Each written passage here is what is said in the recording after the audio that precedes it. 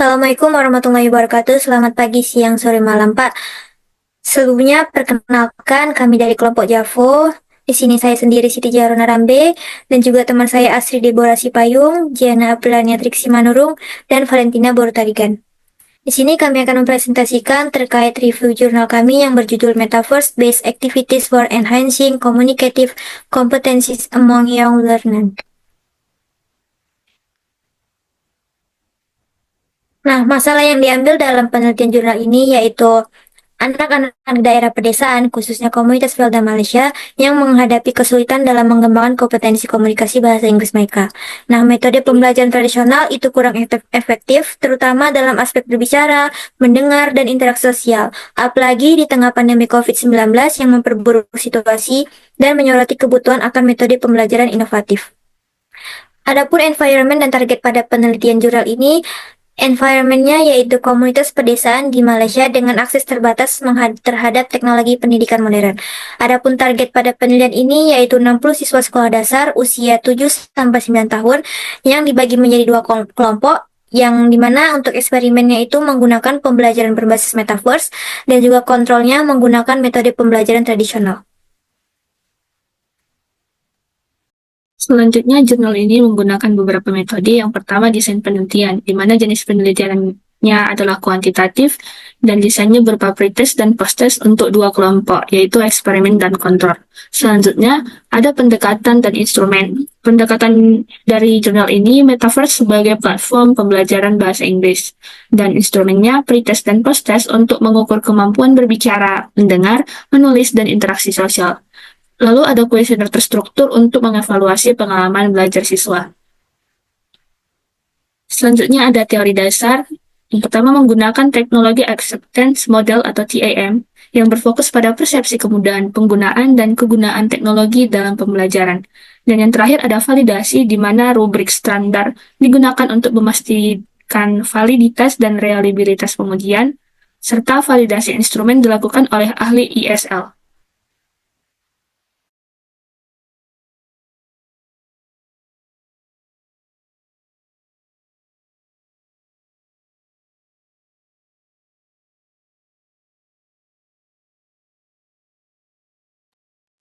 Baik, selanjutnya saya akan menjelaskan untuk bagian pengujian dan hasil.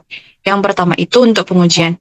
Jadi dari data pretest dan posttest itu, kita akan di penelitian ini akan melakukan normalitas data terlebih dahulu itu. Dia menggunakan uji Kolmogorov-Smirnov untuk menunjukkan data berdistribusi normal dengan p-value-nya itu lebih besar dari 0,05.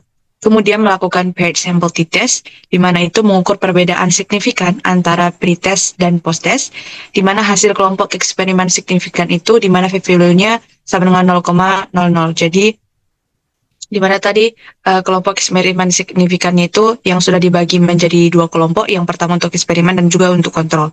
Kemudian di sini ada juga ada analisis kuesioner, selain daripada posttest dan pretest, kan penelitian ini juga melakukan analisis kuesioner, yaitu untuk evaluasi melalui skala Likert 5 poin itu untuk analisis kuesionernya, di mana aspek yang diukur itu ada perbaikan bahasa, keterlibatan, kemudahan penggunaan, dan juga preferensi.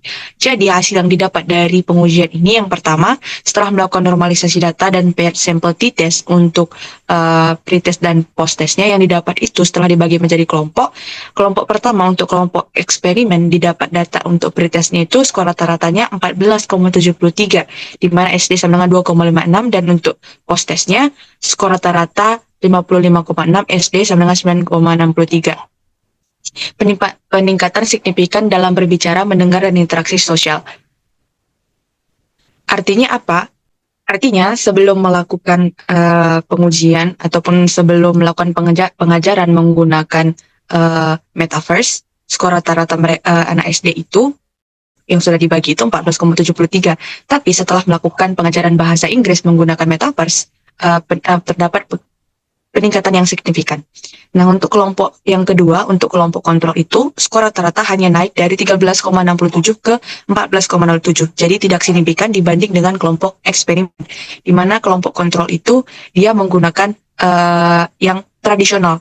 Sedangkan untuk eksperimen, menggunakan Metaverse.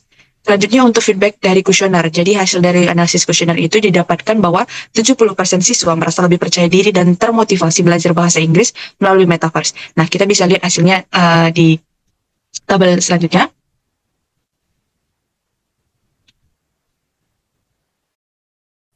Ini untuk Kolmogorov Smirnov normality test. Bisa kita lihat untuk pretest dan post-testnya, dan di mana nilai p-value-nya itu lebih besar daripada 0,5 yang menunjukkan data itu berdiskresi normal. Selanjutnya,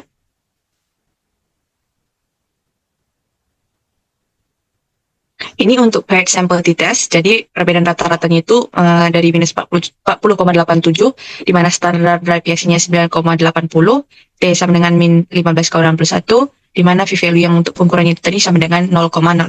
Jadi hasil ini menunjukkan bahwa v-nya lebih kecil dari 0,05 P, sehingga untuk